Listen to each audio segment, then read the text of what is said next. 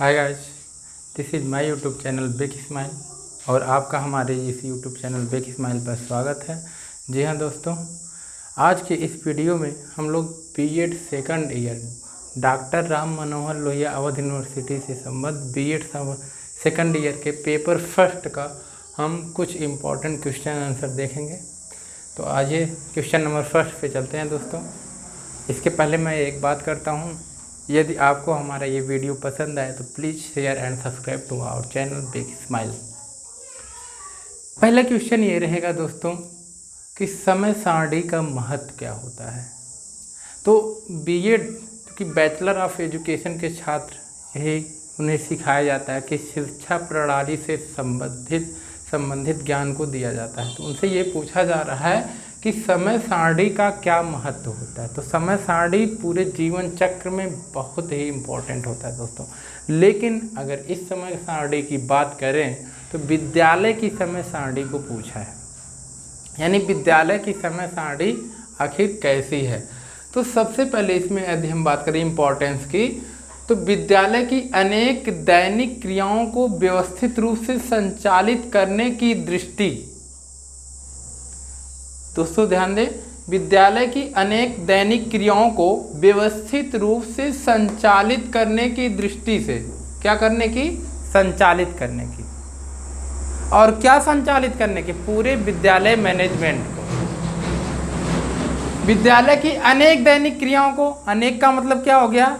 विद्यालय के अंतर्गत डेली बेसिस पे जितनी भी दैनिक क्रियाएं होती हैं उनके संचालन के लिए हमको क्या आवश्यकता होती है? समय सारणी की आवश्यकता होती है। और उन दैनिक चीज़ों में क्या आ सकता है? बहुत सारी चीज़ें आ सकती हैं, जैसे विद्यार्थियों का पठन पाठन, विद्यार्थियों का लंच पीरियड, टीचर्स का ब्रेक, सारी चीज़ें शामिल हैं। सबसे पहले तो इस पॉइंट की बात करेंगे, विद्यालय की अनेक दैनिक क्रियाओं को व्यवस्थित रूप से संचालित करने की दृष्टि से। विद्यालय की अनेक दैनिक क्रियाओं को व्यवस्थित रूप से संचालित करने की दृष्टि, अनेक दैनिक क्रियाओं में सारी दैनिक क्रियाएं हो गई जो कि विद्यालय में होती हैं। समय सारणी को अत्यंत महत्वपूर्ण होती है। क्या महत्वपूर्ण होती है? समय सारणी। मतलब विद्यालय की संपूर्ण दैनिक क्रियाओं को सुचारू रूप से चलाने के लिए हमें समय सारणी की आवश्यकता होती है। तो पहला इंपॉर्टेंस तो यही हो गया कि विद्यालय की संपूर्ण व्यवस्था को बनाए रखने के लिए हमें समय सारणी की आवश्यकता होती है। दूसरा इंपॉर्टेंस क्या है? विद्यालय के सुसंचालन दैट मीन्स सुसंगठित रूप से संचालन, सुव्यवस्थित रूप से संचालन हेतु एक महत्वपूर्ण साधन क्या आता है? सामने आता है, समय सारणी से सामने आता है। विद्यालय में यदि किसी भी प्रकार की संचालन व्यवस्था को बनाना है तो सबसे बेस्ट वहाँ समय सारणी के अनुसार ही वहाँ पे हमें सुसंचालन की साधन की व्यवस्था होनी चाहिए। दूसरा अगला है नेक्स्ट पॉइंट, समय सारणी अध्यापक के लिए, विद्यार्थियों के लिए और प्रधानाध्यापक के लिए, यानी कि विद्यालय के अंतर्गत कार्यरत समस्त कर्मचारियों के लिए महत्वपूर्ण होती है। समय सारणी विद्यालय के अंतर्गत समस्त कर्मचारियों के लिए क्या होती है? महत्वपूर्ण होती है। आते हैं नेक्स्ट पॉइंट पे, क्यों महत्वपूर्ण होती है? सभी को अपने अपने कर्तव्यों, क्या क्या? सभी को अपने अपने कर्तव्यों, दायित्वों, जो भी उनको कर्तव्य करने का उत्तरदायित्व दिया गया है उन दायित्वों के प्रति सजग करती है। कौन सजग करती है? समय सारणी। यानी समय सारणी विद्यालय के अंतर्गत कार्यरत समस्त कर्मचारियों जैसे कि प्रधानाध्यापक, विद्यार्थी एवं टीचर सभी को उनके कर्तव्यों के प्रति समय सारणी उन्हें सजग करती है। भाई जैसे चौबे जी का बिल है, 4th बिल है, अब यादव जी का दूसरा बिल है, तो चौबे जी दूसरे बिल में यादव जी के बिल में तो जा नहीं सकते हैं, ना यादव जी चौबे जी की चौथे बिल में जा सकते हैं। क्यों? क्योंकि विद्यार्थियों के पठन पाठन को सुचारू रूप से चलाने के लिए हमने क्या किया है? ऑलरेडी क्लासीफाई किया है विद्यार्थियों को, ताकि उन्हें हम अच्छी शिक्षा दे सकें। नेक्स्ट पॉइंट पे क्या आता है? समय सारणी के अनुसार कार्य करने से विद्यालय में क्या होता है? उत्तरदायित्व, सहयोग, समन्वय की भावना बनी रहती है। समय सारणी को क्या करते हैं?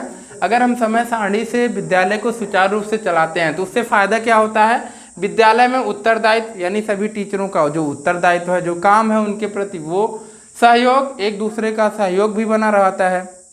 अगला, समन्वय की भावना भी बनी रहती है। समन्वय की भावना का मतलब क्या हो जाता है, जो उनका नियमित क्रम होता है वो भी बना रहता है। जैसे अभी किसी भी टीचर्स को दूसरे बेल में जाना है साइंस पढ़ाने के लिए, तो वो क्या करता है, जब तक टाइम टेबल निश्चित नहीं होता तो वो तीसरे बेल में चला जाता है। That's it. ये सारी प्रॉब्लम से झेलनी पड़ती हैं। इसलिए समय सारणी का मेन महत्व ये है कि समय सारणी के अनुसार कार्य करने से विद्यालय में उत्तरदायित्व और इससे समय सारणी से सहयोग, एक दूसरे का टीचर ले लेते हैं और एक दूसरे में समन्वय की भावना यानी नियमित रूप से कार्य करने की भावना टीचर्स में बनी रहती है। नेक्स्ट क्वेश्चन क्या है, योग का क्या अर्थ होता है। तो योग का मतलब आप लोग जानते हैं एडिशन, दैट मीन्स जोड़ या जोड़ना, लेकिन यहाँ पे वो योग नहीं है, जोड़ने वाला योग नहीं है। योग शब्द की उत्पत्ति जो होती है युज धातु से हुई है। किससे हुई है, युज धातु। जी हाँ दोस्तों, योग शब्द की उत्पत्ति युज धातु से हुई है, जिसका अर्थ क्या होता है, जिसका अर्थ होता है मिलाना या जोड़ना। योग का अर्थ क्या होता है, मिलाना या जोड़ना। इसकी उत्पत्ति किससे हुई है, युज धातु से हुई है। अर्थात योग एक कला होता है। योग एक क्या होता है, कला होता है, जो जीवन को भली भांति समझकर उसे परम पिता परमात्मा से मिलने का मार्ग बनाता है। यानी जो योगी होते हैं वही योग करते हैं। अर्थात योग दैट मीन्स जोड़ने या मिलाने की ही बात नहीं, बल्कि अपने आत्मा को परमात्मा से मिलाने की बात कही है यहाँ पे।